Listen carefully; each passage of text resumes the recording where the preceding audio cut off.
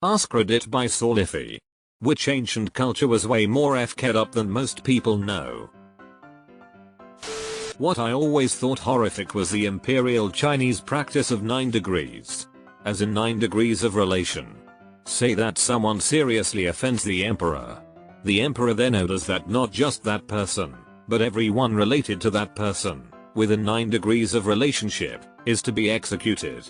Grandparents, parents, siblings, spouse, children, cousins, more cousins, concubines and their children, babies in the cradle, old people who were bedridden, all their household servants, probably their in-laws too. Later emperors were more humane, and simply executed the main offender, then sentenced all those people to exile, a forced death march of thousands of miles, where the few survivors had to eke out a living doing hard labor. Fun fact, my family line descends from a family that was exiled. Feudal China was super into burying people alive. Qin Shi Huang, the first emperor responsible for the unification of China, upon his death, had 70,000 concubines, servants, and workers forcibly interred alongside him. The terracotta army was constructed only because murdering all the soldiers as well wasn't an option. They later announced that practice under the Confucians. There is a Chinese idiom for the origin of evil, attributed to Mencius Confucius, that literally means may the first person who made terracotta figurines bear no offspring. Mencius Confucius was denouncing the use of terracotta figurines since it is a substitute for human sacrifices and underlies a desire for which. Edit. Mencius Confucius thought the mere desire for human sacrifices is evil and even the compromise of using terracotta figures is unacceptable. The ancient Assyrians built a vast empire. The empire reached its height during the Neo-Assyrian era, from 911 BC to the fall of its largest city Nineveh in 612 BC. The Assyrian dominion, stretching from Egypt to modern-day Iraq, controlled richly diverse cultures. To quash any uprising in these conquered areas, Assyrian leaders utilized extreme violence. Their horrific campaigns were celebrated in stone reliefs festooning the palace walls. They created tablets containing every single punishment the Assyrian army carried out. They cut off the limbs, gouged out the eyes, and then left those poor victims to roam around. Those poor people serve as a living reminder of the Assyrians' cruelty. The Assyrians were proud of the mass executions. The victim's skin was hung on the city wall. The brutality of the Assyrians was extreme, even for the ancient standards of cruelty. Assyrian relief, princess in garden, reading poetry, musician playing harp nearby, fruit trees decorated with severed heads.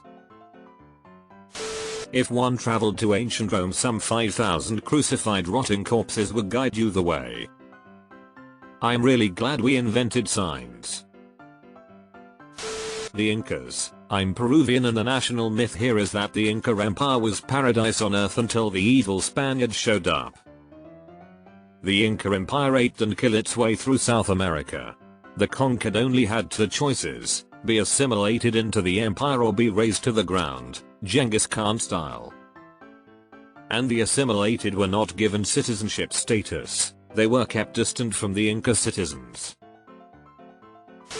Sparta. People in general remember them as just being these badass super soldiers, but don't know how Spartan society was built on draconic slavery and institutional pedophilia. Sparta has to have the best historical PR of any peoples ever. A tyrannical slave state with a mediocre military record has gone down in popular memory as super soldiers that fight for freedom. The Ptolemaic rulers of Egypt were 10 generations of absolutely fucked, bookended by 2 actually good leaders, Ptolemy and Cleopatra. Their family history would make for a fun trashy soap opera, full of backstabbing, famicide, and a truly appalling amount of incest, as they spent 200 years running Egypt into the ground. Too bad it was all real. And yes, Cleopatra was one of history's few inbreeding success stories. She managed to get all the best traits of her insane family, and none of the bad ones. If you've got a little time, listening to Blue Adosp lose his mind, https://www.youtube.com/watch?mark-3vakra0f5 trying to describe the Ptolemaic kingdom is hilarious. The Ptolemaic gene pool made the Habsburgs look like the Pacific. Not necessarily ancient, but the Iroquois. They had many rituals of torture for prisoners of war, including ripping out fingernails, cutting off fingers, followed by forcing them to run the gauntlet, and then if they survived they would be scalped and burned alive. The real correct answer though is that every group of human beings was by our current moral standards absolutely brutal. Nothing the Iroquois did here was unique or particularly worse than many other groups. I just haven't seen anyone mention them in this thread yet, so I figured I would. When the French first arrived in Canada, the Algonquin tribes hailed them as saviors because they protected them from the murderous Iroquois, and for over 200 years, the French and Algonquin tribes had a strong peace.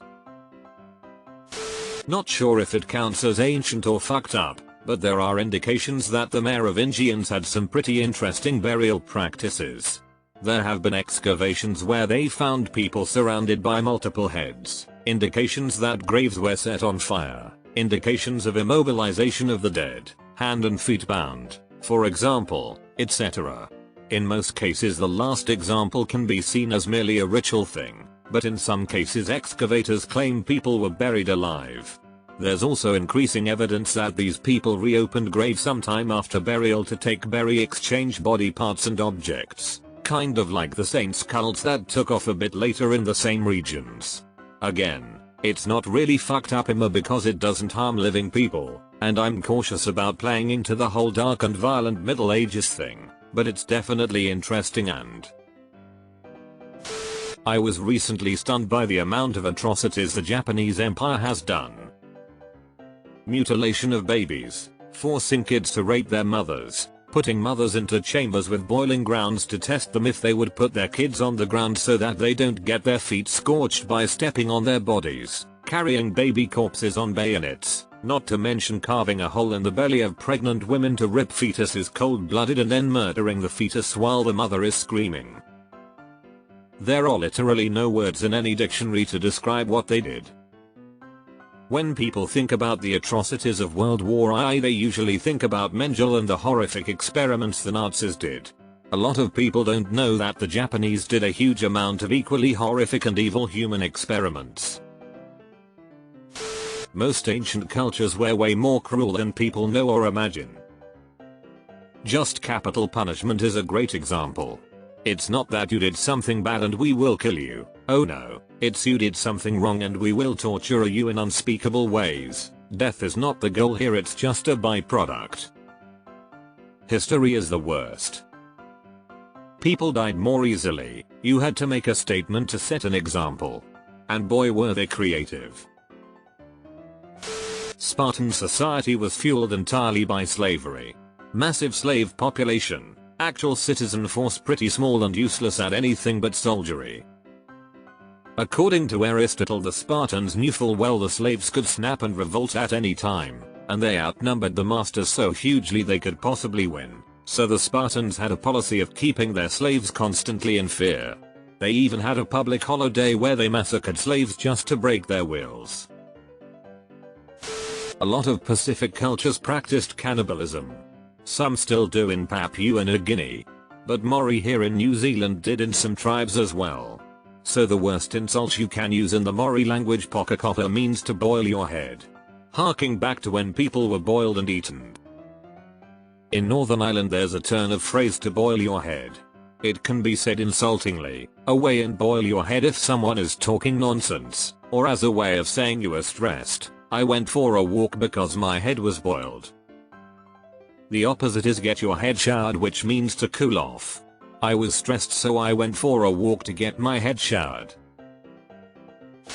It's not particularly ancient and the actions aren't as fucked up as many of what is listed here, but I find absolutely insane that East India Company, a private company, ended up accidentally colonizing India. The idea that a company that exported tea would end up with a standing army is some real CF dystopian shit. A lot of the inspirations in sci-fi is lifted from that era of history. Like The Expanse is pretty much a space-based allusion to the Western Europe, New World and the plantation colonies, with inspirations taken from elsewhere in history too. But it's unique in this aspect. The sci-fi concept of massive all-encompassing companies with more power and influence than whole nations is pretty much lifted wholesale from East Indian Trading Company. Other aspects like piracy or nautical terminology and tactics are other indications. 10 million Africans died under the reign of King Leopold II of Belgium. Absolute horrific brutality. He belongs in the same category as Hitler, Stalin, and Pol Pot. Sorry, not very ancient, but his name doesn't come up in these discussions enough. Wasn't King Leopold also a sadistic pedophile? Many horror stories from his era. Ancient Greece. A lot of people imagine clean villas, people with white togas talking about arts and philosophy all day. The truth is that most people were dirt poor, being born disabled, or being born a girl, could be a death sentence, and pedophilia was rampant among the rich. Also, a lot of their economy was based on slavery. Pedophilia being rampant among the rich powerful is a frighteningly common thing throughout history. Funnily enough, the Persian Empire was actually way better than it was portrayed. It was extremely open to different religions and were very advanced in civil liberty. When you really look at it, the Greeks were kinda the baddies in the wars between these empires. Even Alexander basically said that after conquering Persia. But because we get a lot of our information about the classic period by Greek and Roman writers, Persia was seen as a barbaric tyrannical state. One of the first empires with a freedom of religion policy, and Cyrus the Great arguably wrote the first human rights piece, declaring non-combatants to never be targeted in war and land to remain usable following wartime so people can continue to live there. Obviously they were far from perfect, but compared to their contemporaries, yeah, they weren't the worst by any means. People romanticize pre-agricultural cultures, but they were brutal. Something like 2 out of 3 people died violently in hunter-gatherer cultures. One time I visited Canada in 2004 and they poured maple syrup on pineapple pizza. Lol, what? I'm a Canadian citizen and have never seen someone put maple syrup on any kinds of pizza. We dip it, JK, I've never actually seen this. Aztecs. Priests would sacrifice hundreds of people, slaves and prisoners of war. Rip the chest open and pull their still pumping heart out. Throw the bodies down the steps. Channels were carved into the pyramid faces to let the liters and liters of blood flow down. Horrible stuff. As George Carlin pointed out, what you are describing did not take place that long ago. Aztecs were 1300 to 1520 AD. When I was watching Castlevania, I did some research where the Dracula myth comes from and stumbled upon Vlad Tepes' Dracula, or by his nickname called Vlad the Impaler. They are not sure about the numbers, but you have to impale a lot of people to get that nickname. Yep, he was very brutal but also a fairly revered king in Romania these days. The Hawaiians practiced a lot of infanticide. Unwanted or sickly babies would be chucked off a cliff straight into the ocean. They were also big fans of incest. Lots of sister fucking going in the Hawaiian Islands, which actually might account for some of those deformed babies. Also strict religious and social rules. Entering the wrong place, eating the wrong food with the wrong person, or insufficient honoring of nobles could mean instant execution. Till from another post that Koreans had the longest unbroken chain of slavery of any society in history, spanning 1,500 years. Scythians, look up their skull cups. Or don't. The Celts, Bulgars, Varangians, hell, even Lord Byron drank from skulls. The Aztecs had a rain god called Tlaloc. So the only requirements for sacrifices to him were they had to be children and be crying. All of them. People romanticize an ideal of what they think an ancient culture is like. Every ruler of Hellenistic Egypt was extremely inbred. Carthaginians were apparently quite fond of burning their toddlers for shits and giggles, sacrilegious reasons. Kinda counterproductive, ain't it? Though it might be all Roman propaganda for all we know. The archaeology suggests it was a Phoenician practice, not just Carthage, but also Tyre, Sidon and other places on the Lebanese coast. Various biblical prophets rail against the practice. Jeremiah, you must not pass your children through the fire to Molech. It seems to have been an upper class thing. Pedophilia was common in ancient Greece. Pederasty, a sexual relationship between a grown man and a pubescent or adolescent boy, was most common among the ancient Greeks. The older man would typically be the one who would pursue the relationship with a young boy, ideally in his teens. These relationships often involved a lot more than just sex. They were seen as a civic duty and a form of mentorship. Fun fact, many scholars believe that this is also why the Bible has that one passage saying that it's bad to be gay. The exact translation is kind of up for debate, but there are a not insignificant number of biblical scholars who believe that the correct translation is something along the lines of it is an affront to God for a man to lay with a boy as he does with a woman. So based on that, the passage wouldn't be anti-gay, it would be anti-pedophile. The Hebrews saw what the Greeks were doing, and didn't like it, so it was added to their holy book that it wasn't okay. All of them. We're genuinely a fucked up species.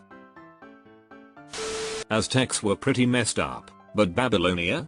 They left behind whole walls of sculpture depicting how many hundreds of thousands they killed for sport. I'm pretty sure it was worse when Neanderthals walked amongst us, but no written record. Babylonia? I think you mean Assyria. A different place which spent a lot of its time massacring Babylonians. A lot of people view the First Nations in North America as peaceful environmentalists before white people showed up. In reality, they were the same as any continent with many different nations. There was genocide, slavery, torture, cannibalistic rituals, and everything else that goes wrong when people don't like each other. They would also kill entire herds of animals, and overhunt and harvest from the land. If they had more advanced technology, they would have done everything white people did. Once white people did show up, they instantly saw the technological advantages and began trading for guns and weapons to wage war against other nations better. Just as a relatively recent example, in 1649, the 5 nations of the Iroquois defeated, and almost wiped out, the Huron Confederacy. The surviving Hurons had to flee. Some joined the French, where there are still only few of them today, and some fled to Oklahoma. Yep. I can't remember what tribe it was, but I know there was a practice where if someone's child died, the men would go out to another tribe and abduct their child, who was then gaslit into thinking they were the dead child. And if this failed, they just killed abducted child.